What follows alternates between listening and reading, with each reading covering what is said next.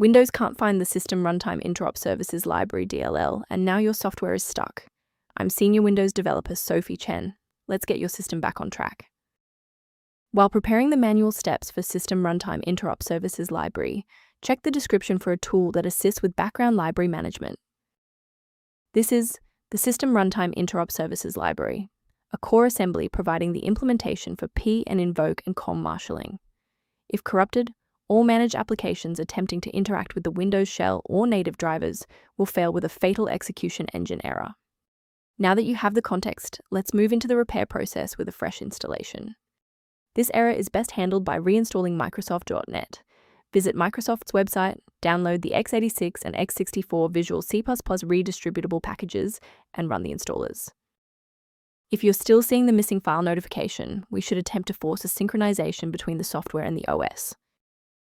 Performing a restart can determine if the error is just a transient environment glitch. A reboot refreshes your system's path variables and can sometimes re-establish a broken link to the System Runtime Interop Services library file. Bookmark this video or click the like button now so that you have a shortcut back to this guide after your PC finishes restarting. If a quick restart didn't do the trick, it's time to look deeper into the system configuration. If you need to pause the video to find your settings menu, I'll be right here. Since that library file is still unresponsive after the restart, we'll run a repair on the coding environment. First, go to Control Panel, then select Programs and Features. Second, find every Microsoft Visual C++ redistributable, 2005 through 2022. Third, right-click each and select Change, then select Repair. If that fails, download the latest all-in-one VC++ redistributable package from Microsoft's website. Please note that for DLL files with numbers, the number tells you which version to repair. For example, 120 equals 2013. Beyond the repair, maintaining a secure workstation requires avoiding a few common technical mistakes.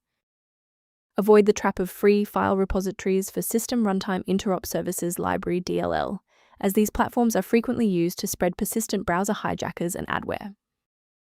To complement these security best practices, you may want to consider using a diagnostic resource to help manage your system's library references. To improve configuration awareness, the official maintenance resource linked below includes System Runtime Interop Services library-related documentation.